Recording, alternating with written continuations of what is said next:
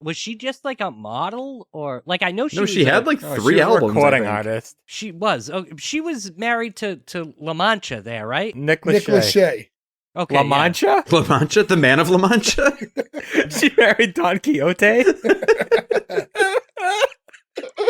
You know who I meant. Oh, God.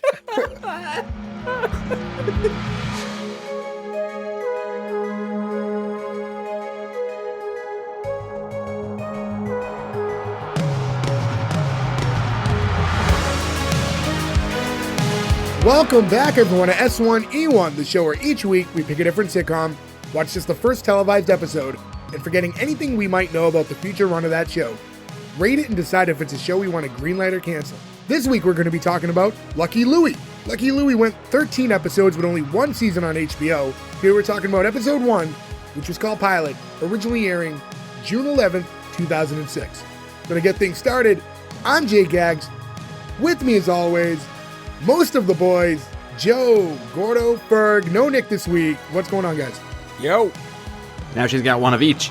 There was so many quotable lines that it's not the one I thought you were going to go with at all. I mean, there's so many quotable lines, but I didn't want to do something that we were going to talk about Yeah, I mean, everything's bunch, so quotable in the and, episode, you know? diving Is it going to into be a barbecue this time? I also thought I'd get in trouble if I said, I don't like the black Barbie, and you guys isolated it for later. Well, now you just... Well, yeah, Which I no, just you did to myself right now. Also, guys, I got totally thrown off. This episode of Life with Louie was really, really different than I remember it from being a kid. Man, That's it. I mean, I was you worried beat me too. to a Life with Louie joke. So upset. Well, that's the thing, too, is like to remind people, like, so this is Lucky Louie, which stars Louis C.K., not Louie, which is way more popular show down the line, went a lot longer.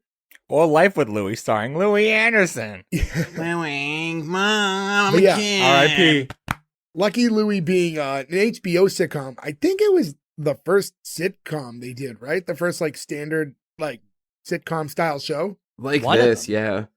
Remember, this is at a weird time for HBO when HBO is like super prestige. Like you're coming off of Oz, you've got The Wire, The Sopranos, you've got Curb, which is a comedy but is like considered a prestige sort of comedy, right? And then all of a sudden you have the dirtiest version of the Honeymooners you could possibly have with like the lowest possible budgets. It's so different, you know? Listen, it wasn't so prestige. You wait a couple hours, you're getting real sex like 120 and all this weird shit at night. Taxi Yeah. cab confessions and Yeah. all that bullshit. There was speculation that part of the reason this show didn't last longer because I forget which show specifically, but it was doing better ratings than one of their like highly touted original shows that they had.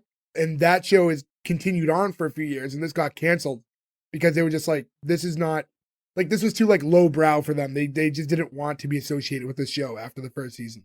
Well, now HBO will cancel you even if you're in the middle of a season because ever since the HBO Time Warner merger that happened, they've canceled a bunch of stuff. Like there's movies that they finished and they're like, Batgirl. no. Yeah, Batgirl, which had Michael Keaton as Batman in it. Never gonna see it. They said it's so bad that it would hurt WB's reputation. So for something to hurt WB's already bad reputation, it must be That's terrible. rough. But I do want to see Keaton, who I love so much, as Batman. But can did see you him guys in the watch Flash that show, movie, The which is Minx? also controversial? Wait, what is it? That Batman is in the Flash movie coming out, Flashpoint. Does that mean I have to watch a fucking Flash movie? Isn't that guy in trouble? Yeah. Jesus He's probably Christ. worse. So, with Lucky Louie, is this a show that you guys watched in its original run or after or anything like that? I watched it new. Far I watched after. it as it was out. No, because this is a classic. Gordo didn't have HBO, so Yeah, Gordo we- didn't get to we- watch it. I alluded to it a couple weeks ago when we did Curb that we had another half-hour episode, coming out ahead of us. Half hour there and not ours. If you guys listen to us, you know that. Not And, only a half hour, it's a half hour without commercials. Yeah, that's the thing. I mean, it Tough lasts. to do. Because for those of you listening, right, most people know by now that we're in like a streaming world, but your standard sitcom that lasts a half hour on TV is really typically about a 22-minute show, and there's about 8 minutes of commercials. So when And you some have of a those show- have like over a minute and a half of theme song in the back end and Right. front end too. So like when you really like nuts and bolts it, it's like about 20 minutes of actual show. And then these HBO shows come on and it's like a full half hour block full of, content. on paper, it seems like it's just as long, but it really isn't. It's far longer of an episode. But And then we take notes for it forever, and then we talk about it for like Yeah. 3 fucking hours before we cut down what you end up hearing. yeah. So yeah, this show, when it came out, I watched a little bit of it, but I wasn't like a diehard. Like, I don't think I saw every episode. I don't think, but I did see a good run. So maybe it was so long ago, I don't really remember. 17 years now. There was It an was- unaired episode that was on the DVD box set, but I forgot to look if that episode's on HBO streaming. Is this the all show- available on HBO right now? I can check. With I my believe phone. still on HBO, yeah. Okay. Well, that's a negative. It is not on HBO Max. Yeah, I didn't think it was, but No. So now I have to buy the DVD box set of this so I can watch it again.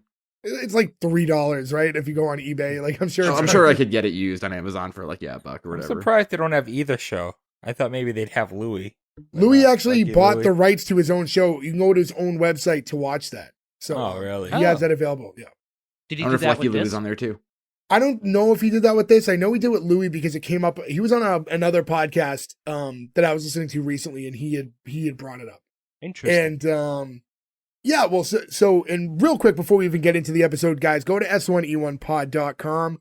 That's where you can find all the links to our social medias, where you can listen to us. Everything you need us related is available there. But again, S1E1 Pod on Instagram, Twitter. Just give us a follow. Hit us up. Let us know what kind of shows you want to watch or have us do, rather. And, we put all that stuff into account. We got a few coming up in the works that are some stuff that you guys reached out to us and said you wanted to hear. So we do listen. We get to them when we can. So yeah, let's get into the actual episode itself. The show starts with Louis, and he's in the kitchen with his daughter, Lucy, and starts with her asking if they can go outside and play, and him telling her no. And she replies with why.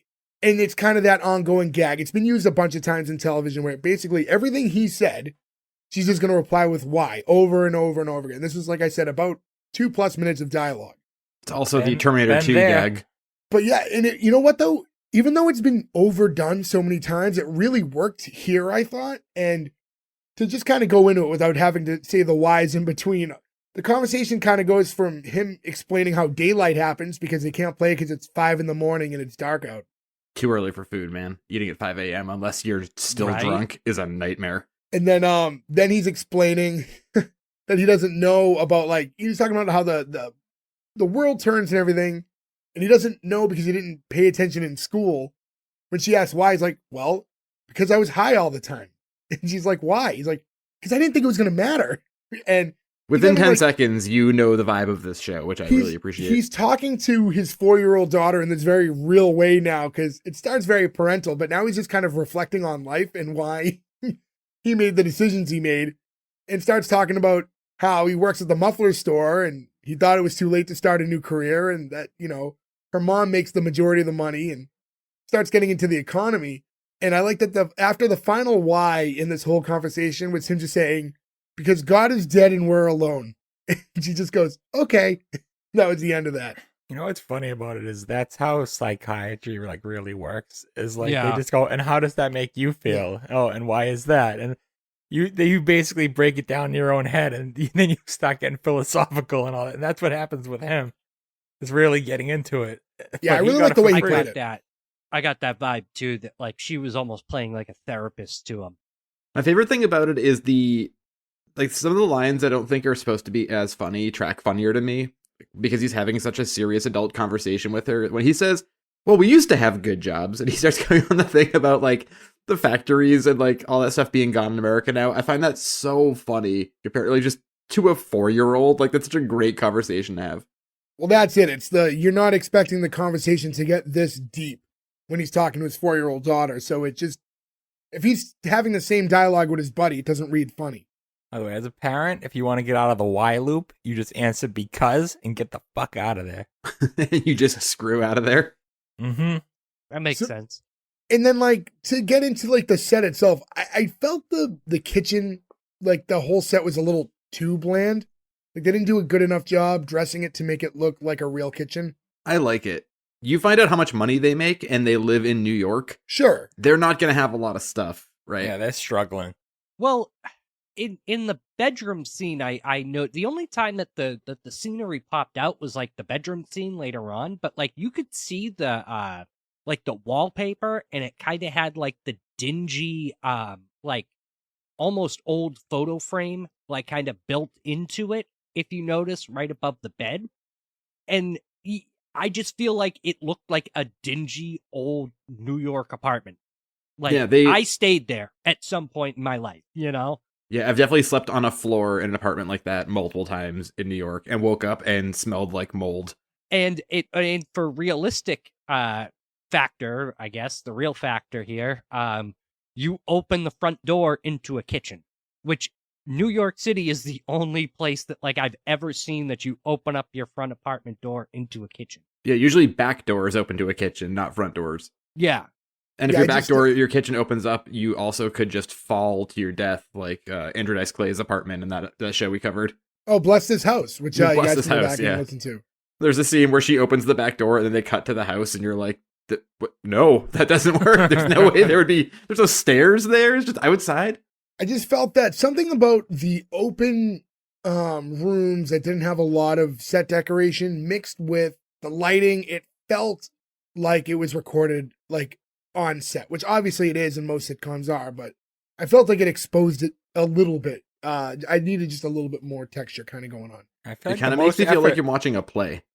Yes, exactly. I get that. But I feel like the most effort they put in was the hallway of the apartment building. Like it looked like pretty legit. Yeah, the hallway was good. Later on, we're at a supermarket. The coffee shop? Was that where they were? A coffee shop or a diner? It was like a weird diner. I couldn't tell if it was a diner or if it was the break room at their like eat. Yeah, I feel like we'll talk about that when we get to it. They cut to a diner. You see it's a diner first. Yeah. From there we get to the intro of the show. I don't know, the cartoon, it was like kind of like poor animation cartoons of the cast. I don't like it. I like it. It reminded me of Dr. Katz. I didn't like that show at all. I hated that show. I also hated Dr. Katz. I thought that, I don't know, I thought the intro was a little too dreary. I thought it needed just a little bit more. I don't know if it fit the tone of the show. It would have worked with a fun theme song.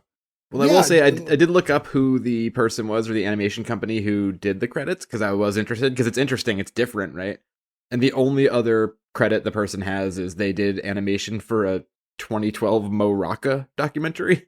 And then I spent 25 minutes saying Mo Rocca Christmas like Stanley from The Office. Like from Guts? No, Mo Rocca is from like the Daily Show. You're thinking of just Maura Cork. Mo. Go to Mo. I thought her name. The aggro crag. Her name is Mo. That was her. We have to hit the actuator. Yeah, but she's not Mo Rocca. That's not Mo Rocca. It is now. Well, maybe if they bring back Guts, we have to bring back Mike O'Malley, obviously. But instead of Mo, we replace Mo with Mo Rocca in 2023. To be fair, crowdfund this. I will throw down the first 20. That intro, by the way, ends with you hear Louis' voice say that this episode was a cartoon boob. Oh, well, I was going to say the audio at the end of it is him just saying that Lucky Louie was taped before a live studio audience.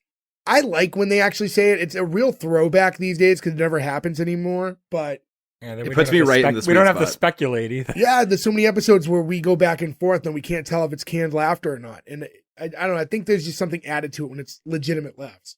By the way, this is the first HBO show to be taped in front of a live studio audience. So I can't imagine Oz being taped in front of a live studio audience.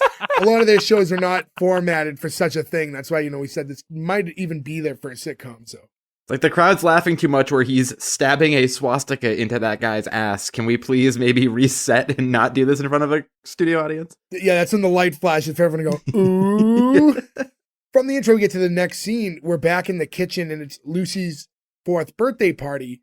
And there's like about 10 people there, just over the house for like some cake and presents, mostly adults. There's only a couple kids there.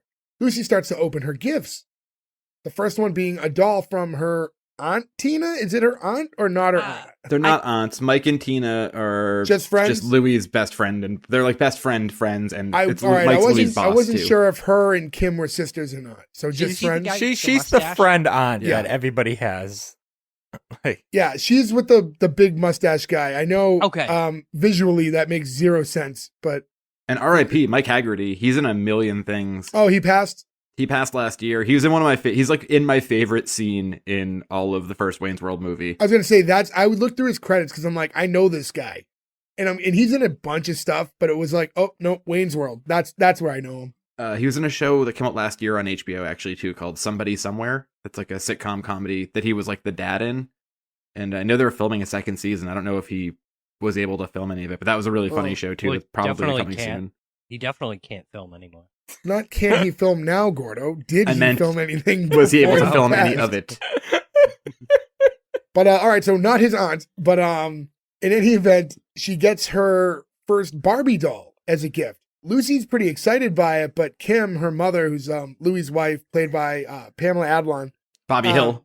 Oh, I forgot Oh, that. really? Yeah. Oh my god, she has so many other credits. She has like a show now. I can't remember the name of it off the top of my head, where she's kind of like the centerpiece of that show. She's like the star of it. She also is in I know her the best other from Louis. She's Californication. good. She's in a ton of stuff. I love her. She's always good and everything. I'm a huge She's fan. great. And honestly, for this role, watching this episode, and we'll see more as the two of them interact, I thought she played the perfect wife for Louis. Their levels of comedy really worked well with one another.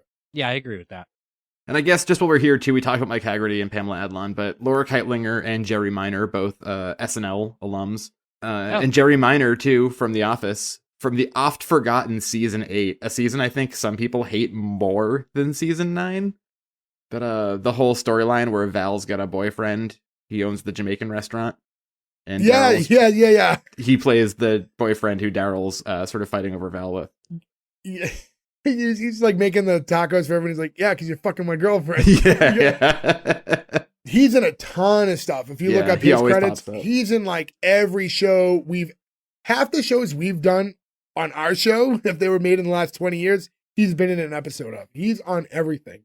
But yeah, so in any event, when Lucy gets the Barbie, she's really excited, but Kim reminds Tina loudly in front of everyone, kind of like, I've told you I was against Barbie because I feel like she misrepresents women. And she doesn't want her daughter to grow up and worship a tiny stripper. Which I thought that was probably the Fucking first time that I thought that, well, yes. Right? Yes, it's rude. I thought it set the tone for the show when she called Barbie a tiny stripper. Also, why wasn't it in a box? She opens, it's just wrapped Barbie, but it's not in a case. Just, or yeah, a anything. loose doll. Good I would have point. liked if her uncle's gift was in a box, but the Barbies weren't. Yeah. We'll get into that in a second. Well, Barbie, it's funny because to go on to what she said, they've changed Barbie over the years now, right? They've kind of changed the image a little bit. And there was an episode of The Toys That Made Us that kind of covered Barbie. And although I was not a Barbie collector myself, I thought it was a really interesting episode of television. So It's an interesting history. yeah, of if you ever Barbie. watched that on Netflix, and they did change her image a little bit to kind of make her a little more not stripperish, I guess, as Kim would say. Listen, man, Barbie's empowering, okay? She's going to be an astronaut. She can be a cop. She can be anything she wants to be, all right? An electrical engineer. Or an actor. So, and they have diversified the looks, but it's funny because this is what happens next, because the next gift is from the neighbors. Joe, you just mentioned the actor who's in The Office. He plays Walter here, and he's black, and so he's with his wife and child. You know, they're a black family. They're open our gift next, and then Lucy opens it up, and it's another Barbie, but this one's a black Barbie. Lucy just starts crying immediately and said that she doesn't like the black Barbie. It makes everything so uncomfortable in that moment. I loved it. The awkward level of this Yeah. show is pretty fantastic. And then You know, that's- maybe if she wasn't up since 5 o'clock in the morning, maybe she would have a little bit Yeah, more maybe poise, She might be a little more cranky, but composed. Yeah. and that's when Mike says, as Joe said earlier, you know, now she's got one of each. He's so good as the like just quick comment guy. The say what everyone else is thinking type of Yeah. role, you know. So she's crying. So to break the silence, her uncle Jerry chimes in. It's like, oh, why don't you open my gift next? By the way, that's Rick Shapiro. You might know him from Pootie Tang, which Louis C.K. wrote and directed, I believe. Yeah. I love Get Pootie that Tang. Pootie. Pootie Tang did it again. So He also he's great in if anybody's ever seen when Mark Maron had his show that was on IFC for a few seasons, he's in a bunch of that and he's really good in it. I saw he was in Marin. He also was in an episode of Mulaney, which we covered. Oh yeah. I forgot about I Mulaney. forgot we Man, I covered wanted to that. like that show. I wish Yeah. I could forget about Mulaney. But so she goes to open his gift next, and this is supposed to be the redeeming gift after her getting upset from the black Barbie. Opens the box, and it's a gun. And when she pulls it, like you see everybody in the room duck because she like kind of like holds it out towards everyone. Yeah, she like Dirty Harry's it, so everybody has to put their hands up. I don't know why they were so scared. She didn't turn it sideways. It wasn't a kill shot. That's true. You can't kill somebody unless the gun is turned sideways. Or if you hit the hammer with the back of your hand. Yeah. True. And we find out that it is a replica, but probably still not the best idea to give a 4-year-old girl. It made me just think of like when we were kids, how often we'd get like toy guns and how there were like toy gun aisles in the toy section of toy stores, just whole aisles of guns. And I had so many of them. Do you guys remember we had the realistic cap gun ones? We pulled the orange things off and the cops came and took them from us. Yep. Well, that's the thing. Well, because we grew up right in that era, right when that was starting. I think we were still kids before then, but that's right when they started putting the orange tips on toy guns because there were some unfortunate incidences of children pointing toy guns at people with real guns and bad things happen. Anyways. Like Carl Winslow in Die Hard. I shot a kid. He had a ray gun. Looked real enough. But you I don't know why I know that about dialogue. What's funny about that is they only put like the tip of the gun as orange so that you could just take it off. Now I think that the guns themselves are orange. They've made them like a lot more, tip. obviously, toys. They even did it with like the Nintendo gun at one point. Most of them now, I mean, he's right, are completely orange or green. You can't make that mistake. Yeah, but like when we were kids, it was like a realistic looking gun with that. And then I think when we were late teenagers, we had the pellet guns that like looked like real like Glocks and stuff that shot like BBs. And fucking hurt. It did. Doesn't matter if you're drunk, that shit hurts. To go back to Mike again too, by the way, when the gun comes out and all the commotion's happening with that, he's like, well, it's going over better than the Black Barbie. So I think at this point it's getting too weird, right? And Lucy's still crying, so Kim's like, all right, let's call it a night. And as everyone's leaving, Louis stops his neighbor Walter and he's like, well, thanks for coming by with the family. He's like, oh, it's not a big deal. Like, we live across the hall. And he's like, Louis like really just reinforcing how great it was for them to come, nonetheless. And he's like, okay, and just leaves. Yeah, he's pushing a little hard. Yeah, I like Walter's hesitation there. He's like, what's up with this guy? And him just being like, okay. He's just walking off on him. I don't know why. Of all the things that happened in this episode, I found that really funny. Their interactions with each other throughout the whole episode is just funny. Like, it's just so awkward between Louis C.K. and Walter. They let that awkward silence like breathe. You really have to do that when you want that uncomfortable awkwardness. You really need to leave those silences in there. I imagine that must be harder to do as well in front of a live audience, right? Because you're like, you don't want to ruin the chemistry of the moment, but if somebody laughs or something, it can throw you off. And there's always that one person who laughs a second too fucking early when you're trying to do something that like breaks the sort of tension of what you're doing. Well, I mean, especially like if you've done SNL, like who plays Walter? Jerry Minor. Like that's nothing. That's a good point too, because him and Laura Keitlinger, right, both alums of SNL, meaning they had so much time in front of studio audiences to learn to like not break. Yeah, exactly. And like stuff that makes you break in front of a live studio audience is usually won't even make the cut on a show like this. It's not like SNL with it; it's live. Or on SNL, where sometimes it's funnier than the actual sketch. Yeah, for sure. Or modern SNL when nothing's funny. That's not true. I've said this before. Modern SNL, Weekend Update is funny. Yeah, and Weekend Update. Those kids who do the videos now, the 3 kids, I forget their name or whatever, but they do like the digital shorts. That's like them in their office. They haven't been on it in ages. No, not the Lonely Island. They basically picked 3 random cast members and went, "You're our new Lonely Island." No. These guys are way funnier than Lonely Island. Lonely Island was never funny. How dare you? What the fuck is wrong with you? Of course they were funny. No, none of that shit is funny. Dick in a Box is the stupidest thing in the world. All those songs are fucking awful. Clearly this guy hasn't seen Delicious Lettuce.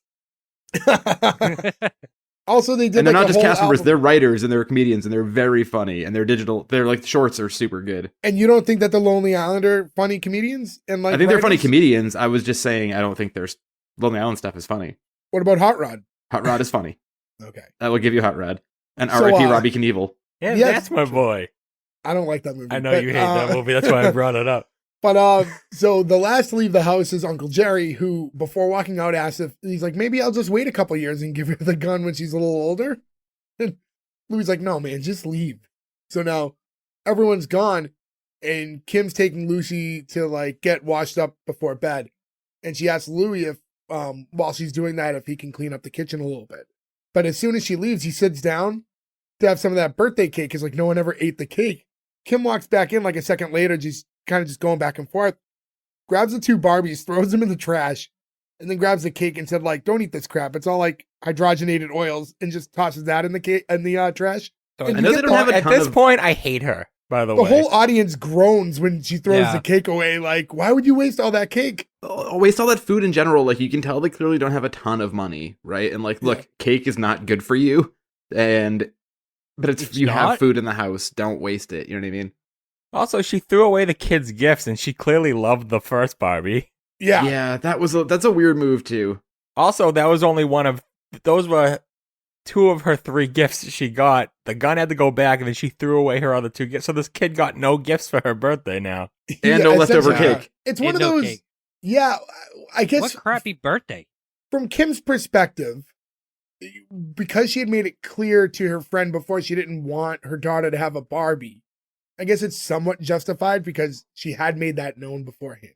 Yeah, but the kid seen the Barbie already and loved it. Expressed how Yeah. much she loved it. You don't take that from your kid. And you also don't see what they get her. Like, as far as I know, they didn't get her anything.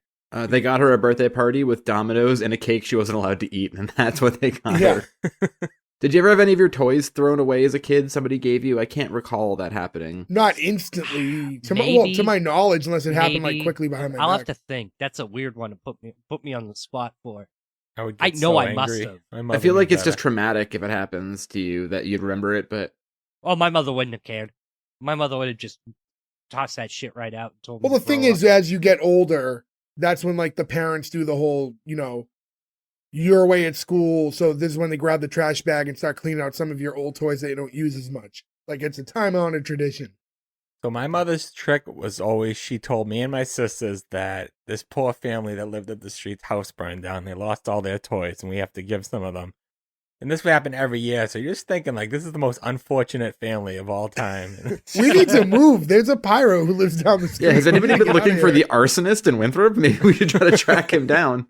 So when she leaves again to get back to her daughter, Louis heads right over the trash and he starts eating the cake from the barrel. And like you can hear her from the other room being like, "Are you eating out of the trash?" And him just like flat up and like, "Yeah." Yeah, she's like, don't eat the cake out of the garbage. She knows immediately that he's going to do it. I love that he doesn't lie. Yeah. Just- Yeah. yeah, and keeps eating. And after he had like a few bites of cake, he grabs like this magazine and sits down at the table with it. As he's flipping through it, he took notice of someone in there, and Jessica Simpson. as we find out later, it's Jessica Simpson, and he audibly goes, "Oh my god!" And he stands up with the magazine and then heads into the closet with it to enjoy the magazine by himself. Yeah. So yes, to mention it for those of you who are listening are probably Louis C.K. fans.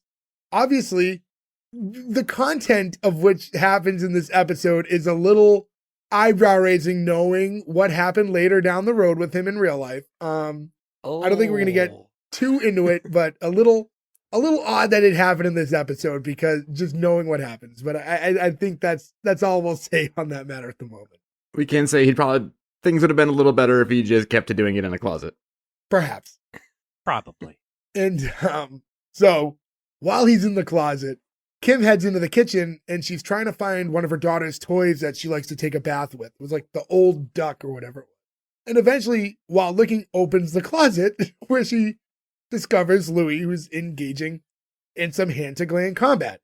This scene, when she's walking around the kitchen and you know that he's jaying off right there, and I've seen this show before, this was so tense to me. It was like I was watching like a taut political thriller and there's like an assassin around the corner. I was like, no, she's gonna Yeah. catch him! It's like Sonic the Hedgehog underwater when the countdown starts Yes. and that music Oh starts my god, kicking that's in. perfect. You can't find the air bubble? Whoa, whoa. So Louis shamefully heads out of the closet Kim grabs the magazine from him and goes, Jessica Simpson, really?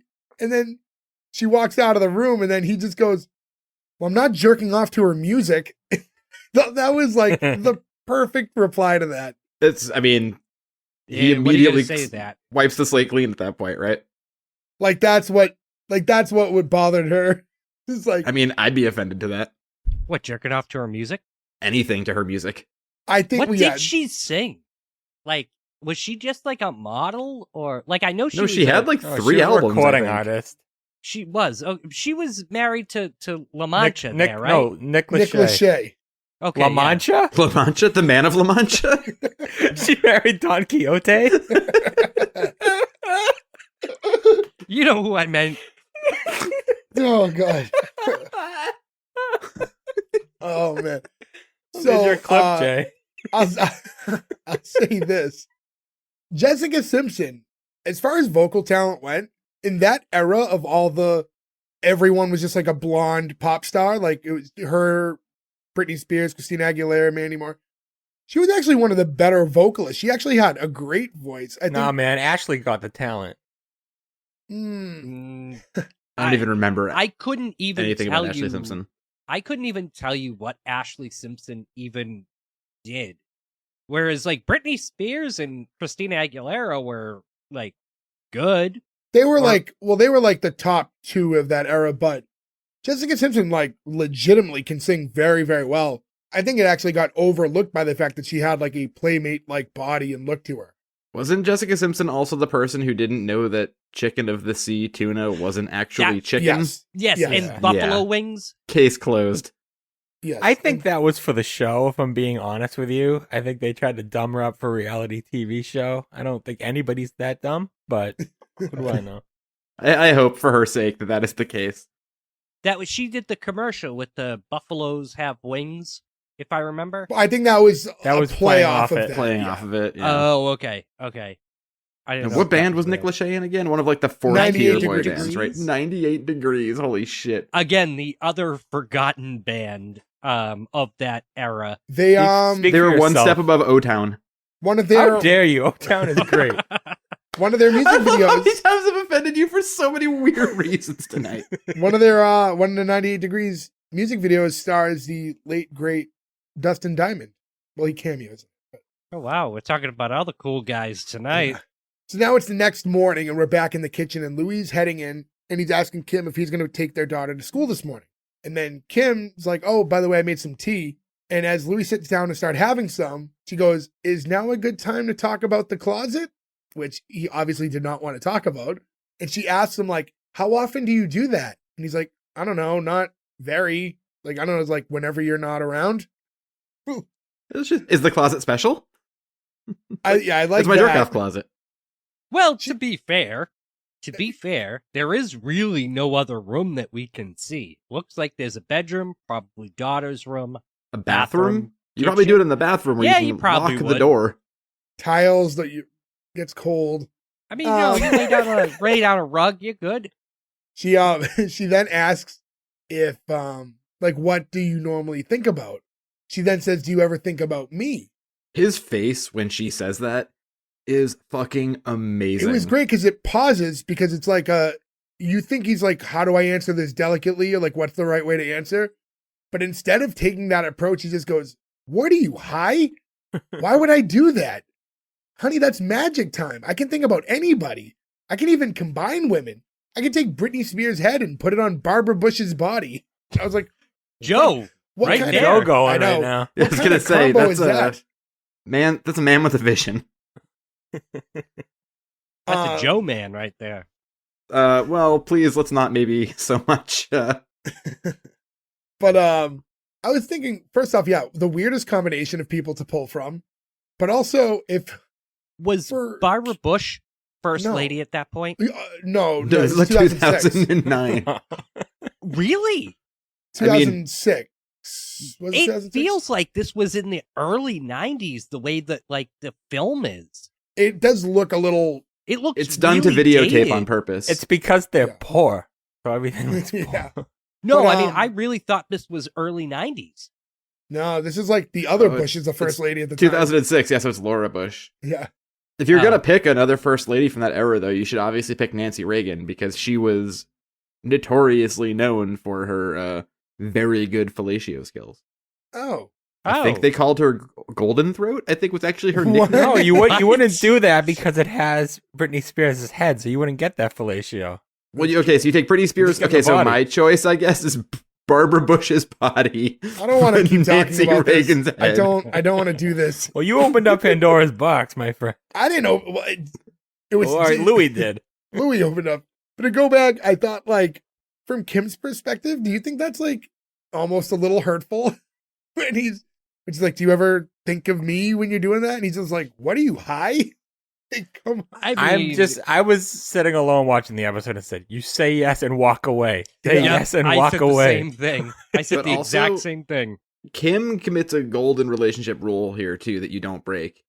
You don't ask questions like that. Like, you just know how that stuff works. And it's the same thing as being like, tell me every person you've had sex with before we met. Like, you don't ask these questions. You pretend it never existed. And then there's never a There are weirdness or a questions, fight. but I guess, like, in that moment, it's just the real question is, like, it's almost like, do you still find me sexy in a way, right? Like, when she asks that. You should have just been like, sometimes. And then he could have given both half of the answer and just gotten out of it, too. Yeah, I mean, you should have just said yeah and just walked away, but. Well, I like when he continues on. He, like, walks over to the closet and he's, like, grabbing at the closet. He's like, this is all I have. He's like, we haven't done anything in ages. And he's like, I thought I was past the point where I needed to be jerking off in a closet. But here I am. And Kim's, like, kind of understanding when he explains it that way. Says, like, you know, I don't mind that you do that. I just don't want you to have to do that. Like, she tells him, don't make any plans this week. We're going to have sex every night this week. And he goes, well, that worked out a lot better than when my mom caught me jerking off. Diggity dog, let me put that down on my PDA. And at this point, his daughter walks in. So now her and Kim are going to head out for the day. She's going to take her to school. And on the way out, Louis tells Kim, hey, you know, I'm going to clean the house a bit while you're gone, which she was very excited to hear, like, because now Louis is feeling good. He knows he's getting laid tonight. And when she leaves, as the door closes, he says to himself, I'll clean up everything if you suck my dick once in a while. Like, and he said it like a little under his breath, so it's like easy to kind of miss when he said it, but I thought that was great. It's just strange seeing that, like, language on a sitcom. Like, we've done raunchy shows before, but this one's filmed like a normal sitcom, so hearing it on that, it was just weird. That was jarring. it was kind of the calling card for this show, if I remember when it came up. Yeah. Like, it's a sitcom, but we can swear. Like, that was like the whole thing behind it. And I thought it's fine because it sounds natural most of the time. Like, it's not overdone. We'll get into the character later, but when we meet the character of Rich, that was the only time I felt like a lot of the swearing was just in there to be there. Yeah. But for the most part, like, a lot of the swearing, and maybe just because I got a cuck mouth sometimes, I think, like, it just doesn't flag my ear too much. So it just sounded normal to me to hear people swearing naturally in conversation. What's interesting is now that there are so many shows on so many networks that are not restricted by standards of cable television or whatever, like, you do see swearing and nudity and all this stuff on TV shows all the time. But somehow this one feels jarring still. And it's because this feels like a classically made sitcom. Right. It'd be like if you're watching All in the Family and Edith just came out with her top off. I wouldn't go that far. Sorry, I was just putting closet material in my head for later. Oh, Archie. So then he heads out into the hallway to throw out the garbage that, you know, he said he was cleaning up. Their apartment is so small, they threw an entire sugary cake. He saw the cake in the trash for 1 second and could not eat it. Do you not think he wasn't getting up in the middle of the night smelling that cake in that, like, 50-foot apartment and was eating more out of the trash? He probably had more of the cake. It's straight up raccoon man. So while he's taking the trash into the hallway, he runs into Walter again, his neighbor from earlier. And as they start to talk, Walter notices the gift he got Lucy in the trash. And Louis like, oh, no, but we didn't just throw out the black Barbie. Look, we threw them both out. And he's like digging through to find the white Barbie as well. To be like, look, see, we threw them both out. They did a good job, too, of actually burying the white Barbie way deeper in the trash to make him have to actually dig through cake trash to pull it out. Which I wonder if that was like a rib on him from the set people. And then Walter tells him, I was just offended that you threw our gift away. It didn't occur to me that there was a racist angle. It's like, yeah, it's not the fact that you throw out the black Barbie. It's the fact that you throw out a gift that I bought your daughter for her birthday. It's a real bitch move. Louis then asks why he got her a black Barbie anyways, which I thought was kind of a weird It's a fucking insane question to ask. It is. Like, why'd you get her a black Barbie? And he's like, but Walter's like, because they were half off. I mean, his response is perfect, but like, think of, we were kids, right? What did we loved wrestling figures, right? Yeah. I had a big thing for G.I. Joes or whatever.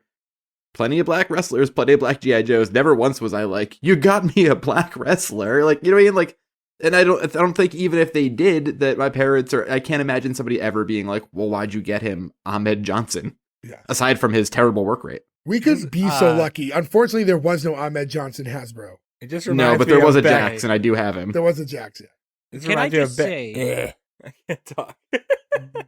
Why the hell would you go and take your whole garbage pail outside to throw out the trash? They have a trash chute. They get the chute, so he just has to dump it right in. They have a trash chute. Yeah, but put it in a bag and then throw the bag in the chute. Put it in a bag and take it out. I mean, makes it easier for the trash man, too. Yeah, that's just well, some of those buildings have incinerators, though. Yeah, some do. Like, that's a real old school New York building, so there's a good possibility that literally every once in a while your whole building just smells like burning trash. Oh, it smells like delicious cake in this sense.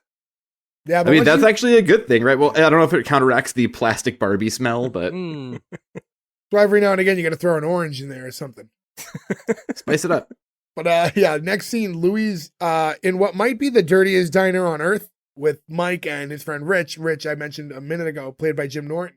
Yeah, I couldn't. So at first I was like, is this like their break room? But when you look over, there's like a counter where someone's working and it looks like he's cooking. So they cut to like a transition shot that shows the diner. Right. I didn't catch that. I didn't notice. I didn't notice a transition. But yeah, there was this thing like, obviously this can't be the break room, right? Like there's no muffler place would have this. So yeah, because we figure they work at like a Meineke, right? You see it later on in the show, but even from this, you don't assume that they work at like a muffler manufacturer. They work at like a little garage that does that stuff. So it's gonna have like a coffee maker in the back, and that's it. So with that being said, why does this place look so disgusting? New York. Yes, New York. To be fair, I've also probably one of the nights that I stayed in one of those terrible New York apartments probably had coffee in the morning at a diner that looked very much like this. So I think it's just an old, dirty place. I think it wouldn't make sense for those characters to go someplace fancy. I think Jim Norton would make fun of a fancy coffee shop too much. Oh, for sure. This just seemed like it was from prison. So I was like, this seems a little too dingy. Yeah, Louis telling the other two how Kim had said, hey, we're going to have sex every day this week. They asked him, like, when was the last time you had sex? And he was like 4 months ago. And they both start laughing at him. And then Louis is like, well, when's the last time you guys had sex? Mike's like, I had it a couple times this morning. And like, again, I'm like, and he's with Tina? Like, how? Like, it's just. Yeah, I said that too. Of all the sitcom-y mismatched couples, like, I just don't see the two of them together in any facet. Well, Tina I love it, though, because they're both sex-crazed, and they both talk about it. Tina loves the sex. She does. She makes that very clear later on. Mike must be pretty good at it. He might be. Rich says that he got a hand job at a parlor a couple weeks ago. I love that. A couple weeks ago, and he's like, oh yeah, just a hand job a couple weeks ago in the parlor, and then does the big boob he's like holds his hand in front of his motion. Chest, So I thought he said, maybe this is me being deaf, I thought he said I got a hand job in my parlor. No, he meant like a rub and tug place. Oh, okay. I thought he meant his parlor too. I did too, actually. Yeah. Oh, really? I thought it was at up. Well, maybe I don't know for sure. I don't know either. But if any of our listeners out there have ever gotten a hand job at a parlor or in your parlor, message Joe directly. I don't want that fucking message. Do not go to S1E1 pod. JGags at. No, not my personal Instagram either. So I can't even say Joe's because I fucking to this day can't remember it because it's just so long. You don't have to say your Instagram handle. I'm not going to. Yeah, just unnecessarily long. Cannoli Joe. Yeah.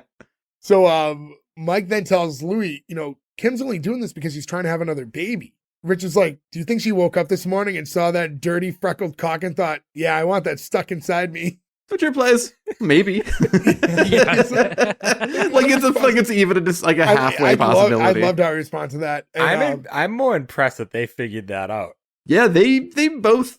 I mean, I think I get it from Mike, right? Because Mike seems like he talks later on that he's on his third marriage. He seems like he's navigated this. Well, I think when you go from we haven't had sex in 4 months to her randomly saying we're gonna have sex every day for the next 7 days or whatever, it seems suspect. Yeah. Yeah, but that came after she caught him jerking off in the thing, and he made her feel bad about not fucking. So that's how I correlate them. Until he said that, that's how I interpreted the situation. I was like, oh, she's thinking I'm not doing enough at home. Like he needs to find this other escape. Like I need to reignite our passion. That's how I read that at first until he said it. I will say though, what makes it suspect is when you think back on it, right? Because like these are two very hardworking, tired parents, right? Yeah. Like that especially even in a traditional sitcom, that would have been like this weekend, no plans, Saturday and Sunday, I'm gonna bring Lucy to my mom's house and we're gonna have wild sex weekend. That is more of a I'm trying to make this up to you situation. Yeah. If it's like we're gonna do it every day this week, that's more of an ovulation scenario. Exactly. If she was trying to make it up to him, she should have said, go sit down in the parlor. Yeah, like he comes back and he's like, well, she felt bad for me, so she jerked me off in the parlor. Now we're even. It's actually one of those, as you say this, it's kind of one of those weird situations where we don't see the living room. I don't think they have one. I don't think they have one, because that door seems to open up into where, like, 2 bedrooms and it might be one of those situations where there is a living room, but they've converted it into Lucy's bedroom. Yeah. Oh, that's true, too. So Rich goes on to this rant about like how women are inherently bad and because they have all this power. Mike kind of contests that, but Rich is like, the mother rules and you can't raise your hand to your mother. And Mike's like, I'll hit my mother. That made me laugh. I'll punch her right in the face. I thought that was going to be Joe's line at the beginning. He says it so dry. And he like looks off to the side, like he's been thinking about doing that for a long time. It's because a great almost fucking like, performance. He was like defensive of the fact of being told that women have all the power. Because he was like, "What? No, I have power." Like so, I'll punch her right in the face. Like he gets that 1,000-yard stare. Yeah, and he's like, "No, I'll punch her."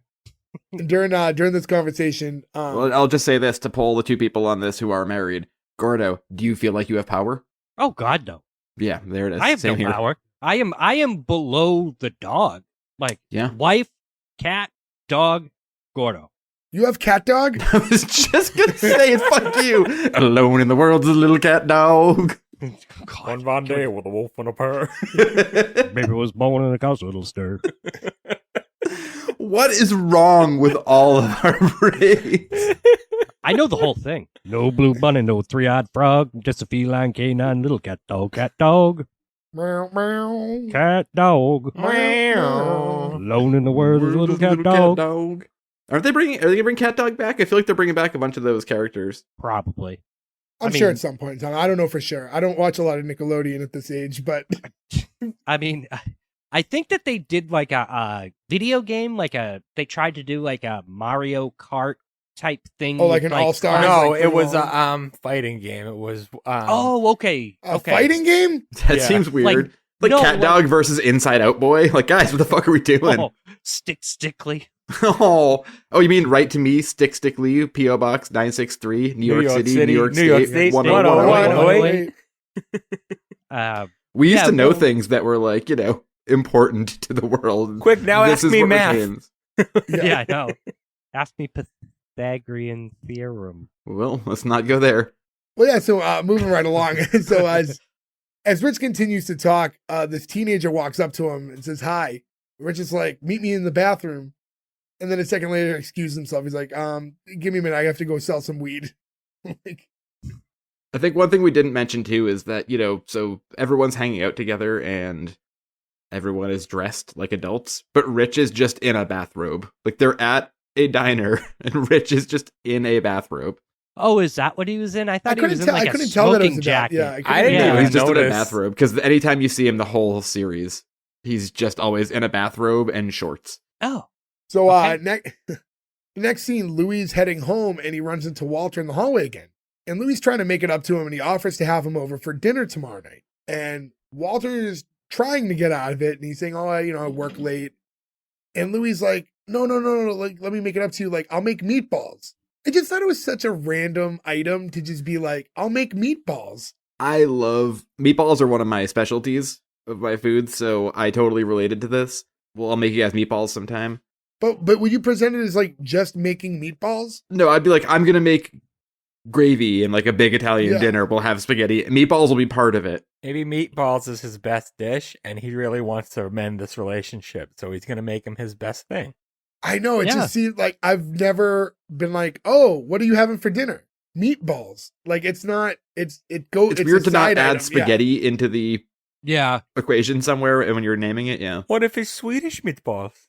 it could be Swedish could meatballs. be. I'm not into Swedish meatballs. I'd be a little upset. I'd be expecting. I don't more like tons, Swedish though. meatballs Eh. either. I like them at IKEA. They're not I mean, bad. I don't but- dislike them. I mean, it's basically just meatloaf. And yeah, and basically that whole thing buttons up with Walter finally agreeing to go to dinner, and Louis seemed pretty excited about that.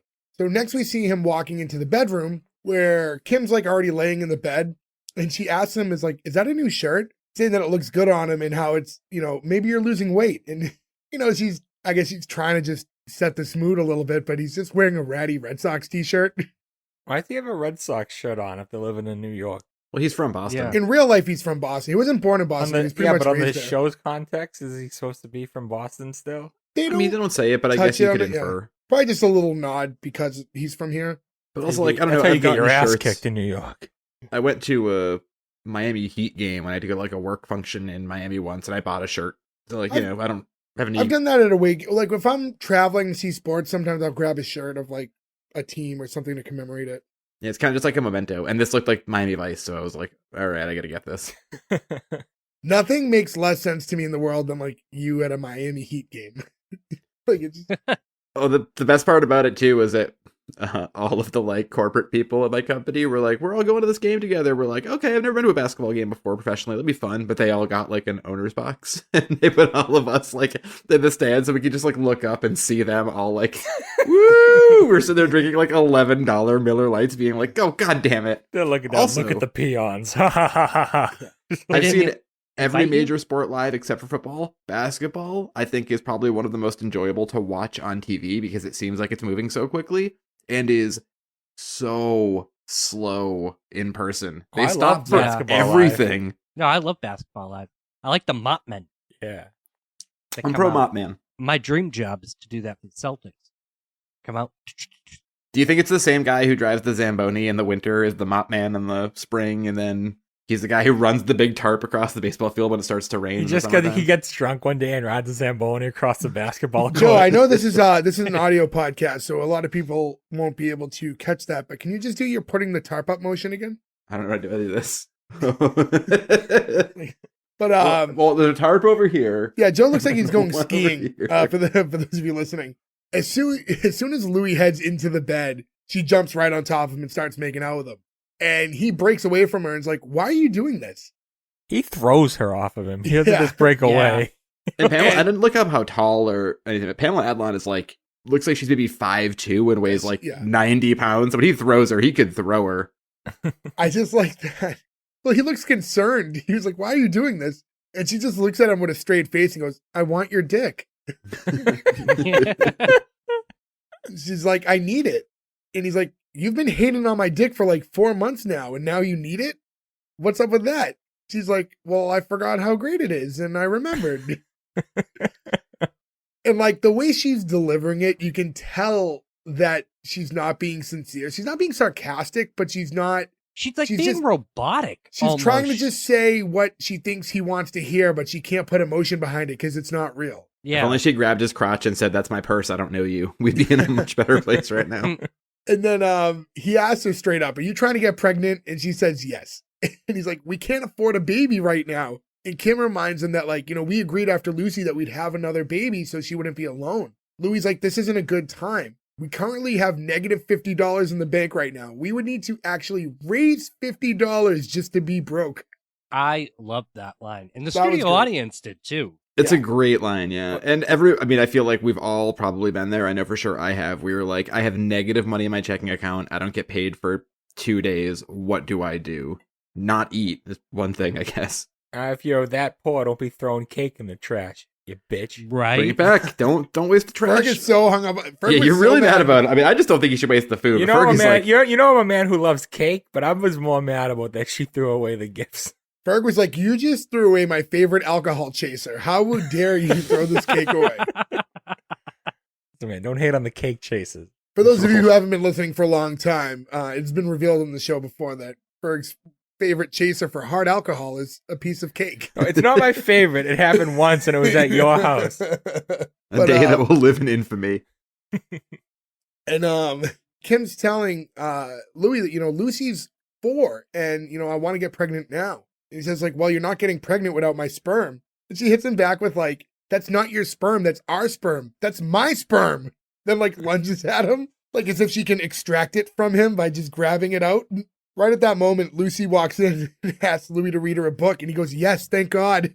I guess it's good that he turned her down. The little girl would have walked in on a mid-bone. That's true. Yeah, that door wasn't locked. If everything went according to plan right from makeout, it could have been a real awkward point. That door wasn't even shut. Yeah, if you're planning on having sex with little children anybody in the house, how about that? Just anybody's in the house, lock the door. How hard is that? Also, her tactics are all off. If she wants to get pregnant, you wait for him to go in the closet, wait a few minutes, and then bust in, And do what? With the grab him like, oh, ah! I'm saying, Shove it in. at that point, the hormones are running. He's not going to be able to turn her down, basically. Was she gonna like jump on him though? Like, I don't understand how this No, works. she just, enter and then get involved. Or I mean, jump that's on good him. unless you time it wrong and then you have a grandma's boy situation when you open the door. Not if she walks on her hands and then he'll shoot and go right into where it needs to be. This is disgusting. You're welcome. This is terrible. She backs up to him on all fours, just waiting. Beep, beep, beep. This is the same See, guy. I'm just God forbid you picturing, tell like, a dirty The joke in a Exorcist Muppets walking. episode. I'm picturing Well, this is like, the dirty show. I'm picturing like The Exorcist walking. You ever see Grab that? walk. Walks down. So Yeah. to close out the scene real quick, I like that when he No, I'm was just thinking reading- of when the Exorcist throws up, and I'm thinking of it being cum, and I hate you so much for this. But just watch Scary Movie. It happens in that. moving along, when he's reading her the book, he's quick to notice that it's a story about a family of bears. And he's saying out loud, like, there's the mama bear, the papa bear, and one baby bear. And you can see Kim flipping him off, like, the daughter doesn't see it. And that closes that scene out. The next scene from there, we have Kim and Tina who are at the supermarket, and they're talking about what happened. And at the mention of Louis refusing sex, Tina asks Kim, like, do you think he's, like, doing something on the side?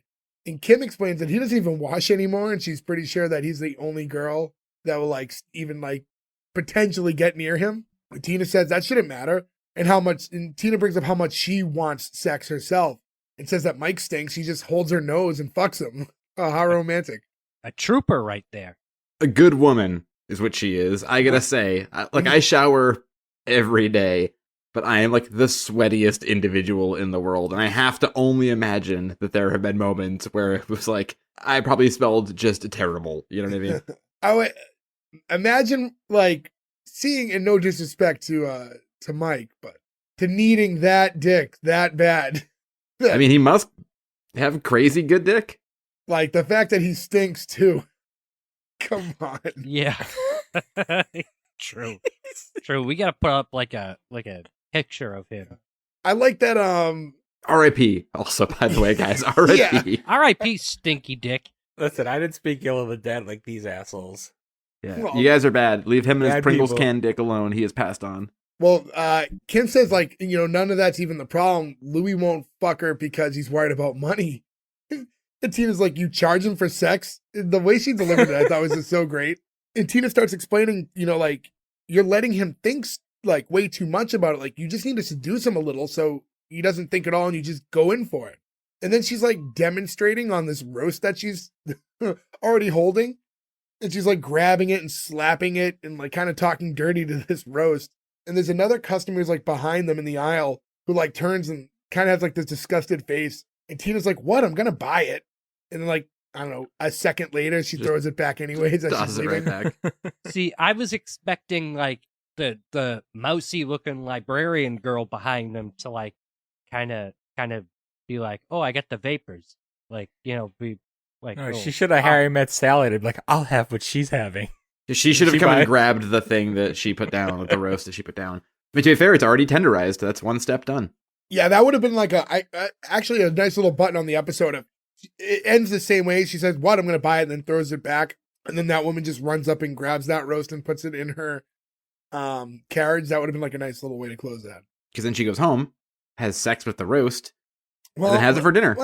Well, all right. As one does when they buy a nice roast. I'm sure if you type into any of those hubs and tubes, you can find something similar. And just search on Unfortunately, S1E1pod.com to find all the roast sex you need. Yeah. Step roast. His name is Come Chuck. on, roast beef. Come on. You guys aren't even thinking of roast beef. Moving right along. The next scene. Imagine Louis... a roast beef three-way. All right.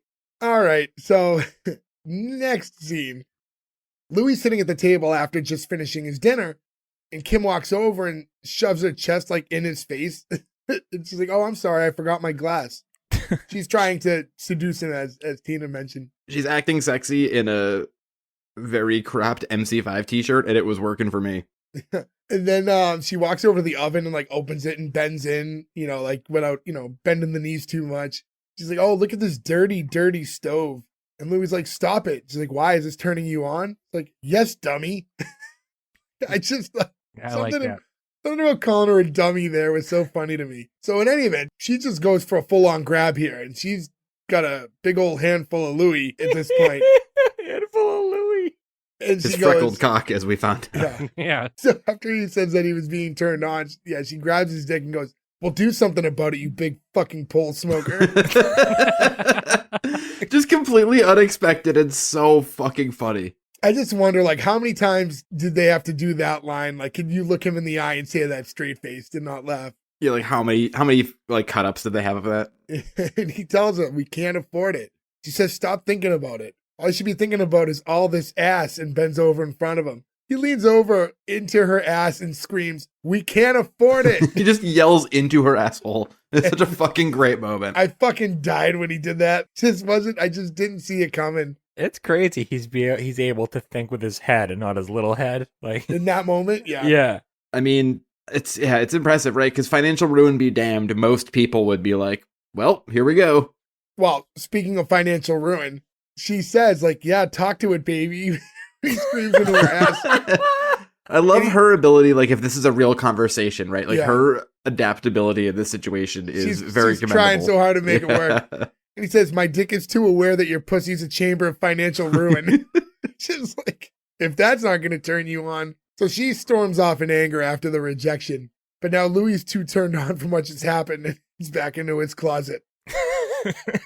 When the doorbell rings here, it's that same feeling you get earlier in the episode where she's Yeah. coming in, he's in the closet. They do such a good job of being like, "No, don't be in the closet. You forgot dinner." Like, it's so much stress. Well, yeah, because he answers the door, and it's Walter and his family, because he invited them over for dinner the day before. For And they look meatballs. for 4 meatballs. And they're all dressed up. He's got a shirt and tie on. She's holding a bottle of I wine. know that it's It like broke that my made it heart. Yeah, I felt Yeah. so bad. I felt so bad, yeah, because they look over and they see that they already ate. Like the dinner table had just like the remains of food on plates. The fact that they didn't clear the dishes makes that scene so much Yeah. better. Yeah, it's The the little best- touches. The best part about that is there were no meatballs on the table. It was just like a cold lasagna. Walter's wife's like, "Great, thanks for dinner," and like walks off with the daughter. And then there's just like this nice near minute of what feels like forever of Walter just standing there and staring daggers at Louis before walking off. Like, it's so awkward. I really loved it. Because I would imagine this took a lot of convincing from Walter to get his wife and kid to want to go after they threw away Yeah. their gift Oh, and all yeah. that other stuff. And they agreed, and then he just looks like an asshole. 'Cause they Now, went what's and your ate move without here? him. He already says earlier that it's late when he tries to get out of the dinner. So you know it's late. the whole family is dressed up and they haven't eaten. Do you go back home and order food? Do you just say fuck it and go out and get something? You get a pizza. They probably order a quick pizza, something like that. I don't know. You probably go out. I guess Do it a full dinner depends if it's on where late. they live. It depends Oh, on great. they're I in was the really city, but- craving meatballs. I was gonna say they're dressed up. You might as well just go to the nearest meatballery and actually get Italian dinner. We're going to Giuseppe's Meatball Palace. Here comes a grease ball. Luigi make you free food. Why you gotta make it a fun? What are Luigi? Luigi's making a pizza. I'll say this though, when they until the doorbell rang, I forgot that they were supposed to come over for dinner. It's just one of those things that it happened so much earlier that it's out of your brain by the time it plays out. Yeah, A lot that's is good going point. on too. I didn't forget. I didn't realize it was a different day. That's a good point. Yeah, you know it's gonna happen, but you don't know if that's already happened and we missed it because maybe it's not a big enough event for that episode. So yeah, that's when you realize when the doorbell rings. It's like, oh fuck no, why are you doing this to me? The next scene, Louie and Mike are at the park. They took Lucy to go out and play, and she runs off, and the other two are just sitting on a bench to talk. Louie was cracking an MGD can, just while hanging out at the park. I mean, to be fair, drinking at the park is one of the best things of all time. Okay. I mean, have you done Okay. that since past being in your young 20s? Yeah, I used to like road soda, on the way home from somewhere, crack a beer and just walk through the park. Nowadays? Well, not now. I don't go anywhere anymore. Well, no, but I mean, I can't think of in my into my 30s, just kind of walking through the park drinking a beer. Joe Oh, a goes few to the years, park, watches all the moose play on the swings. During COVID, especially, we met up with people a bunch when you couldn't go anywhere inside. And we'd meet up with friends and everyone would get beer and you just sit outside in the park and drink. Yeah, it was great. Well, I mean, I guess with multiple, but not a children's park like that. Oh, I wasn't sitting at You a would go to the teeter-totter playground. drinking. Yeah, Yeah. that's a little weird. I mean, I guess it's no different than I go on bone walks Yeah, it's the same thing. with my dog. Okay, I now know this it- sounds different. I know what you mean, but when you say bone walk, Well, I can't. Well, you see a lot of people do the bone cruise. I don't advocate for that. I don't advocate for getting fucked up and driving. I'm with you. Yeah, that's not a good idea. I know a lot of people that do that, and it's just as bad. To get real here, it's just as bad. oh no, I hear you. So I mean, typically, if you're gonna throw a bone in your mouth, you'd rather just be, both feet on the ground. Correct. Yeah. I can't be in the sitting position with the bone in my mouth. It's hard to steer when you've got a bone in your mouth. Hard to control a vehicle with the bone in your mouth. So, so Louis tells Mike about how he was right in that Kim just wanted to have a baby. Now he has to choose between having another kid or no sex for an entire year. And Mike's like, just have another one. That's how life goes. You fuck, you have kids, you eat. That's all. I mean, it's kind of a perfect encapsulation of just the big points, right? Yeah, It's really hitting simplifying it, but I mean, he's not too far off, right? Louis tells him, money isn't even the real main thing. It's this feeling like he has no control and how he keeps walking into these traps. And when he got married, he's like, oh shit, I can't leave now. He's like, and I never even thought about leaving, but it was just now I know I can't. And then once I had a kid, I was like, fuck, I could have left. The door was right there. There wasn't even a lock on it. Now I can't leave. Mike goes on to tell him, it's normal to feel that way, but it gets better. You're only on your first wife. When you're on your first wife, you make a ton of mistakes, and then you have your second, and you try to correct all those mistakes, and in the process, you make new worse ones. But then when you get to your third, you'll enjoy it. That's a good marriage. That third wife, that's a marriage. I just love Yeah. that Mike is just a dirty version of Wilson from Home Improvement. He's the voice of reason, but all the worst reasoning. Yeah. To be fair, we don't know much about Wilson, though. He could have been pretty dirty behind the scenes. He was very exotic. Well, He was that's why he never exotic, showed and his he's face. related to the Beach Boys, and you can't trust them. Louis tells him, I'm still trying to make this first one work. He's like, well, good luck with that. And you know what? You think there's any validity to this idea of not needing multiple marriages? Obviously what he says is ludicrous, but this idea of every time you get married, you have better insight. Cause I don't necessarily buy into this theory that if you're this many marriages deep, you might be, I don't know how to describe it. I'm only on marriage one, and I hope to stay on marriage one. Yeah, I just don't see it as being a learning experience. Oh, I learned all this stuff I'm going to take into this new marriage. Oh, that one doesn't work. Now I have more learning experiences. Any relationship could take you there. I was going to say, I feel like it's more of a relationship thing, right? You wouldn't do things you did when you were 17, 18 in a relationship. Same thing with 25 that you would do at 35, right? But do you I feel think like it's is that a product of you getting older? Is it a product of the experiences that the relationships in the past gave you? I think probably a bit of both. There's probably a little A and B there. Well, like, all right, so hindsight is 2020. Like, doesn't matter if you don't need to get married 3 times to know that. Like, as long as you can look back at the experience, you should, if you're a smart enough person, learn from your mistakes. Oh man, you don't learn from your mistakes. Everyone else is wrong. They need to change. Yeah, I was gonna say, but that said, we're also all extremely flawed and don't learn from all our mistakes either. So, you kind of gamble a little there. If you think for a second that Ferg was kidding. Yeah, I know, was right? kidding. Come on. Well, Ferg is on his 5th marriage right now, so I'm like Ric Flair. So I think he's more than 5 right now. Yeah, I Here's think a he's man past that 5. needs to that missed the sweet spot. He needs He's to not be married anymore for He sure. is not someone who learns from each marriage. He's not walking to the next one with more insight than before. So the next scene, Louis and Lucy are heading back home. And once they get there, like Louis kind of brings her in the door and tells her to go find her mom. And then he shuts it so he can go across the hall and knock on Walter's door. And when Walter opens, he's just like, oh, Jesus. And he tries to just leave. And Louis stops him and he's trying again to make things better. He's like, we're having a cookout. Like, why don't you come by? It's like, the next day or something. And Walter tells him, let me put this simply. I don't like you. And Louis like, that's okay. Just come anyways and we'll get to know each other a little. Walter tells him, what's offensive to me about this is I'm getting this distinct feeling that you're just trying to acquire a black friend. Louis goes, yes, that's exactly what I'm doing. And it's just like the same as that. Are you eating in the garbage? He's like, yes. Like, this is touching though. Yeah. His whole reasoning for this is very touching, right? It's kind of like, look, it might be too late for me, right? Things might be fucked, but I'm trying to make a better generation ahead of us. Right. Yeah. Because the story he gives is about his daughter, and it's nothing even that bad. He's like, when she was 2, we had a guy come over to fix the refrigerator, and that guy happened to be black. And she points and goes, refrigerator. He's like, yes, that's right, refrigerator. And then, several months later, they're on a bus and she sees another black person and she pointed at him and went, refrigerator. So it's like, that's when he realizes my daughter needs to be around more black people. And it's weird because Louis shouldn't want to hang out with Walter simply because he's black. To just fill this void he has. But there is some truth to the mindset of my daughter needs to be more exposed to all different types in the world.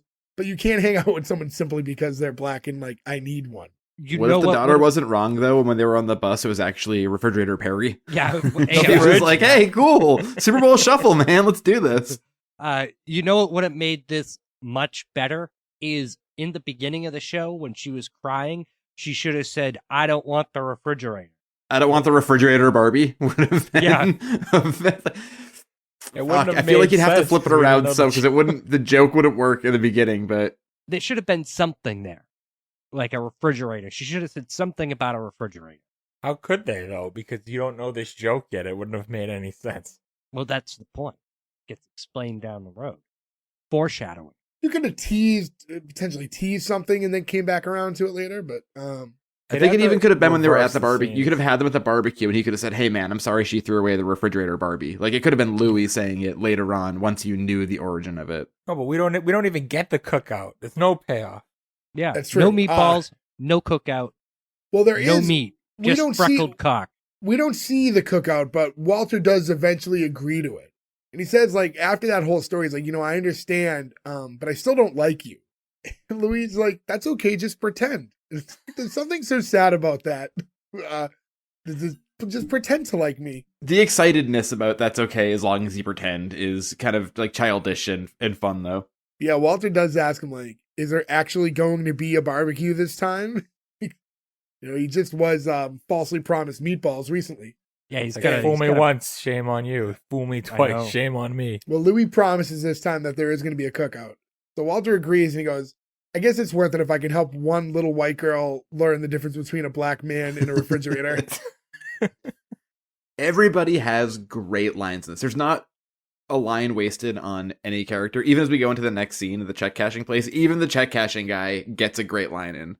Yeah, so as you said, they walk into the check cashing place and before they walk up to the cashier, they're going through like all the bills they have, and they have their checks and their bills. And I didn't even know that you could pay your bills at a place like this. That was going to be my next question. I was like, is that a thing? I know Yes. check cashing places are a thing. I didn't know that you could be like, hey, and put these towards my bills. Yes. Yeah, it's You for can. people. I mean, it's not so much. You can still do it. I think that sort of stuff is not as widely spread now that there's auto pay. People do direct deposit and things like that. But there's like one right next to like the Starbucks here, right, where they have the sign out there where it's like pay your bills, cash your check, and they charge you a fee for everything. So you're losing money for every transaction. Just because you don't want to like write a check yourself and put it in a mailbox. Well, I think Right. it's for people who don't have checking accounts. And again, I think that was more prevalent. there is, back in that's the part of I mean, it. this is Day. 20 years ago almost now. Yeah, where things have changed. Yeah, where, I mean, your phone is a credit card for crying out loud now. You have to have a license to do it though. You have to have a.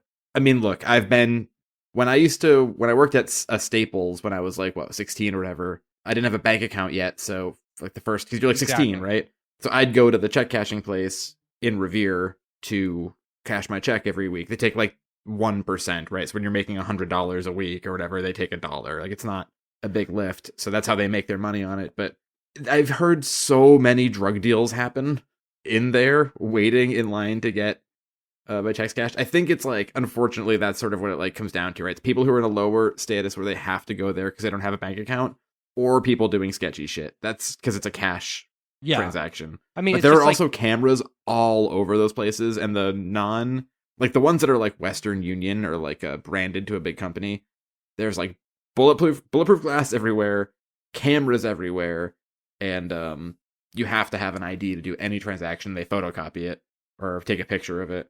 Also, they almost always sell scratch tickets too. They'll have like the scratch ticket machines and scratch tickets behind the counter. So the people who just hang out in there all day, oddly usually smoking cigarettes inside and no one seems to care, and just like buying scratch ticket after scratch ticket. So it's a weird situation. I've been in a million of them. You know what's crazy about this part too is you hear just how much more money she makes than Louis. Yeah, she Yeah. makes like $1,100. I'm assuming this is weekly. I'm assuming the muffler shop pays weekly and her job pays weekly, because this is before I never had a job that paid bi-weekly until probably well after 2006. It was jobs like seemed to still be weekly. I had I one, did and it was Miser. Target. Target was bi-weekly. It I've been sucked. paid bi-weekly way before that. The Heat Miser paid me like I was salaried, like on the 15th and the 30th or the end of the month. That was terrible. A lot of unions do stuff like that too. It's basically Yeah, but usually you make a shit ton of money to make up for the 15 days without pay. You don't Well, get like $7 an Well, hour. no, you're making shilling. the same amount that you'd be making. You're just getting 2 weeks worth of it. Yeah, you just have to learn Yeah, how but to... you also get taxed like you're a big spender. Too. what What happens percentage, too. What happens is a lot of these bigger companies, you are paying for every check that you have to, like each cash you issue is a transaction cost. So when you have like thousands and thousands of crew members, you can pay bi-weekly and you're saving a ton of money by Yeah. saving on all those checks Sure. throughout the year. But it sucks. My work attempted to do it when we were negotiating our last contract, and we fought against it. Yeah, it's so a we big stuck thing. to A the lot of weekly. unions bring that in. It happens to, it's usually a negotiation tactic because it'll save your company money. So it's a way to get something else. So then they'll haggle down to something silly like that because people don't think much of it, realizing it's saving the company money to pay for something else you might get. I'd say the worst thing though is being paid monthly. Ugh. Yeah. The budgeting of that must I'm be way so too hard. irresponsible for that. So like Newbury Comics, I know they pay their manager. I was never a manager there. I worked there as like a whatever. But the managers got paid monthly and the employees got paid weekly. Like imagine getting a check for like however much you make in a month, right? And then just being like, all right, now budget for the next 30 days, right? Yeah, like your I'm brain toast. can't, that's too much time. Like Yeah. doesn't matter if you've got savings, doesn't matter if you're decent with money. You're gonna fuck something up by just having this large chunk of money given to you Yeah. and then having to spread it out for 30 days or whatever. Yeah, and anyways, while they're in that line, they're like they're literally sorting through like how many bills can we possibly pay for with their money, and like having to weed things out. Like, all right, we're gonna have to let the phone go. We're not gonna pay the phone this month. They're gonna have to cut it. While they're working through all that, Kim's like, well, I guess I'm just gonna have to work a lot more overtime this month. Louis like, all right, well, whatever's left, we'll use for dinner tonight. because they had handed the bills and everything to the I cashier. thought that was going to lead to them forgetting about the cookout and going out to dinner. Me too. It would have worked out that way though. That's right? that would have been great, yeah. And then you could have had that last shot of like Walter just outside. Yeah, in the courtyard, and it start to rain or the something. family's all Yeah. dressed up again. But yeah, when the cashier finishes the transaction and the money back after they pay all their bills, not even all of them, just the ones that were essential, they're left with 5 cents. And Kim breaks down. She's like, we can't have another baby. It's like, like I wanted one so bad, but like this debt is like, it's just too much. Louis like, well, at least we have one, and a pretty decent one. Some people don't even have that. I do appreciate his trying to make it the best of a bad situation. Yeah, He's like, 'cause we already she's got the like- one though. She's like, because how much she wants a child and another child. Just like the financial situation they're in, it's just too tough. And she's finally accepting that. Like, we just paid bills, not even all of them. We have 5 cents to get us until our next check. And that's That a really sucks. scary place to be in. And Also, even if they're paid weekly, they have 5 cents to get through the next week. yeah, they have a child. You know that's what I mean? Yeah. that's tough. If And you're Louis just going only through whatever. Louis only bringing back in like less than 200 a week, and she can work overtime. He can get a second job. She can do overtime. They'll be fine. Well, so he has to watch the kid though. Family. I don't think they have. I mean, for. I I know think that, because though. he mentions in the beginning when they're having the why conversation that he works at the muffler shop so he can take care of her. Yeah, it's true. But You the wanna- math on you it want to leave is- the kid with that uncle who gave her the gun? Yeah, you don't want to leave him with Uncle That's- Rich. Desperate times. Instead, she's with the dad that beats off in the closet. I did some math though to do the inflation calculator to see what they made this week. Say it was weekly, what it would be now, and it comes out to together about 99 grand between the two of them. Which Weekly? per year. Okay. Like their combined income is 99 grand per Mm. year. That's not gross. That's net, right? Are we assuming that? Because that's what their checks were going to be. Yeah, that's what their That's what their checks were, checks so were gonna that's be. net. Yeah. So, that's That's net. decent money if you get the fuck out of New York. Yeah, I was exactly. gonna say, how much Move. do you think that apartment in New York would cost right now? That rent is probably 80. 2,500 to $3,000 for that small apartment. Yeah. I mean, so Yeah. now you're looking at almost 40 grand a year in just your rent before you've eaten anything, bought any, paid any bills. You're already down. So like that's a Car. tough economic Yeah. situation. Yeah, they don't have a car, I don't think, in this. But if you wanted one, you'd be done. Yeah, That's I tough. mean, in New York, Boston, California, Miami, apparently, that's nothing. 100 grand, nothing. To be Nothing. fair, I weirdly was looking at Miami real estate the other day. It's expensive. It's like You I can was get a reading condo if you want a small condo though for like 200 grand. Florida's, Yeah, but it's like In Florida's in cheaper than Boston, here, that's but it's 600 going up. grand. Yeah. well, they were talking about rent. There was like a Instagram thing from I think I saw like Business Insider, and it said like the top 5 most expensive places to rent, and it was like New York, Boston number 2, San Francisco number 3, and Miami number 4. And I forget what number 5 was. I think it was San Diego. That's because Flowrider's there. It's probably all Florida. It took me so long to figure out Florida. If you It's put them Florida. all together, Yeah. it's It took me a Florida. long time too, where I'm with you. The real I think didn't- piece. I'll say that I didn't get it the first time I saw it. I mean, it didn't take me super long, but the very first Took me time, years. It didn't hit me. Years. So, in any event, as they're walking out, Louis sees one of those candy machines that, you turn the crank and get whatever out. And asks him, like, oh, do you want some gum? And, like, holds up that 5 cents that he just got. And he puts the money in it and he turns it and nothing comes out. And I couldn't get off this. You can't put a nickel in those machines. I was gonna Like- say it's No. 2005. It's not like 1975. It's a quarter. 75. The It's cheapest like- one you'll find is a quarter. I've never in my life saw one that was under a quarter, ever. Nope, not unless you were going to like a retro museum or something Right. like that. And that just seemed Even like one of then. those oversights. Like, why didn't the cashier, instead of saying you have 5 cents left, be like, you have 25 cents left, yeah. Like, the idea of, like, throwing, I was like, that's why it didn't work. You threw a nickel in it. Yeah. feel like you didn't get stuck. So, but yeah, in any event, it ate the money. The last 5 cents they had just got eaten by this machine, right? So Louis heads over to the cashier and he's like, I want my money back. And the guy just tells him to go home. And Go home, sir. He Yeah. still calls him sir, though. Kim's like, come on, let's go. But Louis like, he's hit his breaking point now. He tells Kim, like, listen, you want a baby, and maybe it's for stupid reasons, but like, we're not going to let the cable company and the phone company tell us that we can't have one. He runs up to the cashier and is like, are you supposed to tell me that I can't have another baby? Like, that's right, sir. It's like, he could have easily said, like, what are you talking about? Like, I don't care if you have a baby or not, but he's like, nope, that's right, sir. I feel like that guy must deal with so much I was shit gonna say that man's seen some shit. all day long that he isn't Oh taking my from God. anybody. Working at a place like that? Yeah, you've seen shit. Yeah. And he's like, well, guess what, asshole? We're going to go home and make another baby right now. And Kim's like, wow, you have like an anchor boner right now. And he goes, I'm going to fuck your tits off. Right off. Not a line you catch in a lot of sitcoms. Not the ending line of a sitcom. Yeah. And all And I then, can think about at this time, though, is the stupid barbecue. It's Me burned into my too. brain at this point. So I'm like, are they going to fuck through the barbecue and then they're going to cut to them outside with nothing? Like, it went through my head a million times in this episode. It is a missed opportunity not to have Walter outside alone next to like a brick barbecue or something. Yeah, they could have had that. Like, but the last shot we do get is them leaving that place and then walking back into their house. And Kim's like walking towards their bedroom and he just stops her and grabs her and throws her in the closet and then follows her in there. It is a good button on the episode, though, that he Yeah. wants to do it in the closet. So as it turns out, because she had asked him way before, like if that's like a special place for him, apparently it really is. The closet does something. Like, and now that like mental memory, right? Because he's so used to jerking off in there that now that he sees this as like a sexual location. So now he's like inviting his wife into this world. It's like a sexual Narnia. Yeah. I don't know what that means. You know the Chronicles of The Lion, Narnia. the Witch, and the Wardrobe.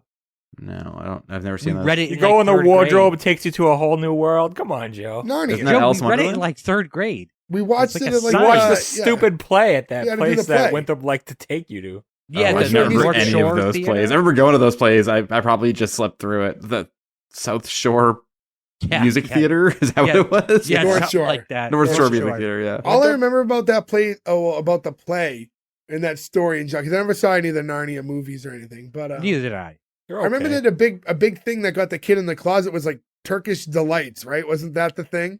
Are those, That are I those don't cigarettes? I think they're no, I don't believe so. I believe it's candy. Candy. It was Joe Camel. I'm like, yo, come Is here. that a pack of Turkish gold cigarettes? Is that Come is on that in the here, ride kid. at the Canopy Lake? How did they get that in the closet? Asline's just there smoking a butt, going, "Come on in, children!" Oh, So yeah, so that was how that episode closed. I thought that was a good button up to kind of circle everything back towards the end. So yeah, I mean, I don't know. That's the conclusion of the episode. So as far as Lucky Louie goes, is there anything else about the show you want to bring up before we move on? No, I mean, I think we covered this pretty well. And I think we'll talk about it a little bit in our green lights or cancels. But I feel like one thing that made me sad about this show is that when this was canceled, they had already written 8 scripts for a second season. Yeah. And it's one of those things you're like, it's lost forever. But I would love to even just read those scripts. it is weird canceling a successful show. Yeah, like I said, there was just this idea that it was like just too lowbrow for them, and HBO was really trying to look like a more classy affair at that point, and they just didn't see it as fitting in. And because of the nature of that show and the language used and everything, it's not like you just can pick up that show and pitch it to ABC or CBS at that point, because it couldn't be the same show if it moved over. Yeah, can't sell it to Netflix. Wasn't HBO one of the only networks, HBO, Showtime, the only ones that could show swears? Okay, well, anything Any paid technically channel on stars. I keep thinking that it's the 90s. Sorry, it's not 2006. No, and like even it's weird because technically like cable has more availability to do a lot of things, but they don't because of sponsors and ads and things like that. So that's why I don't hear a lot of foul I language. think after 10:30, you can say basically anything on cable. A lot of people don't know that. I've seen plenty of movies. I've been very surprised, and I look at the time. And go, oh, okay. That Yeah, explains it. USA does that a lot. I notice. Like, it'll come on like right at like 11. That's And why then they played get, Silk like- Stockings and La Femme Nikita after Raw. I mean, That's this is right. probably around the time where South Park did the shit episode where you were allowed to say shit on cable TV for the first time. Oh, they just said it like 50 times. it was like more than that. I think it was like 200 whatever the times. limit was, they did one away from it. I can't remember the actual. I thought it number, was like though. 200 or 250. It was high. I It forget was a the big exact number, yeah. But yeah, guys, that was a whole episode. So really nothing left to do at this point than the green light or cancel. Berg, I'll start with you. Green light. I thought this show was really funny. When I watched this all the way through was right after I finished Louie, and I just needed more, and I'm like, oh, this is very different. And I was a little against it at the time because it was so different. But now going into it years later again, I'm like, oh, this is hilarious. It's a really funny show. Great cast, very underrated. I wish we could have got more, but we didn't. Green light. Gordo. Cancel. Aside from a plot point mirroring IRL, I enjoyed talking about the show with you guys more than I actually enjoyed watching the show. I don't know. It was just the way that it was delivered. I just didn't like it. Even though it's a humor right up my alley, I just didn't like it for some reason or another. I had fun chatting with you guys about it. It's just something about the show. It was too long. I kept coming back to the length and being like, okay, that whole scene could have been cut. I thought you said it was a good length. Was it more of a girth issue? Yeah, it was more of a girthy issue. No, it was just the length. I mean, I just didn't like it overall. I enjoy talking with you guys as I do weekly, but it's a cancel for me. Joe. Well, I do agree with Gordo's sentiment that I did have a very good time talking about this with all of you this week. It's a green light for me. This is a big swing, and sometimes they don't work, right? And you can't just award somebody for taking a swing. But I think this one did a lot. And the idea of mixing the sort of raunchy humor with a very classic Norman Lear style sitcom, like two of my favorite things in one. This is like a chocolate and my peanut butter scenario for me. I loved this show when it came out. I'm very sad there weren't more of it. A little upset that it's off HBO Max now, so I'm gonna have to go buy the DVD used so I can rewatch it. But yeah, Greenlight, I laughed so hard at this, even though I've seen it a bunch of times, and I was actually really excited to talk about a lot of these jokes with you. You all. And Joe, since you mentioned it, I know this was stylized to be like a Norman Lear's show. Was he involved in it in any way? I don't believe so. I'm sure that he probably consulted with him and talked to him about it. I mean, Norman Lear's still kicking today, right? He's still like alive. 100, right? Yeah, he's like, he just turned 100. Yeah. I know, because I'd read too that it was stylized after his typical brand of show, but I didn't know if he actually was involved in any way. I believe the videotape thing is also a Norman Lear thing from like the 80s on, because it's like a way to give it like a unique, like more soft look, you know what I mean, versus film. Yeah, so to go to me, I'm also green lighting it. So at this point, we do have 3 green lights. So congratulations to Lucky Louie, regardless of Nick's vote, which we'll find out again. If you go to S1E1 Pod, you'll catch his. There'll be a graphic later in the week. So if you want to know how he voted, you'll see that full score there on a graphic. So again, go to S1E1 Pod for that. But yeah, to get into my green light, he did consult with Norman Lear to make he the did. show. Oh, okay. He consulted with him. He didn't work on it, but there was back and forth. So yeah, so to get into it, I picked the episode really because I forgot about the show. Like I forgot that this even really existed, and I think Louis has just kind of been back in the forefront a little bit, and he's been doing some podcasts and stuff. And I don't know, it flagged my memory, and I hadn't watched it in so long since it was a new show.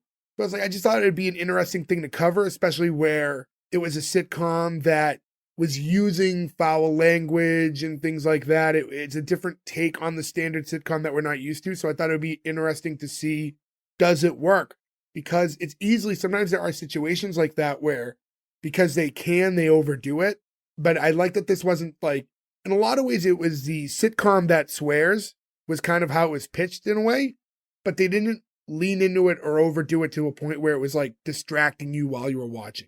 And I thought just, the chemistry between him and his wife was great. I thought I said earlier, I thought it was like perfect casting. The two of them really meshed together really well.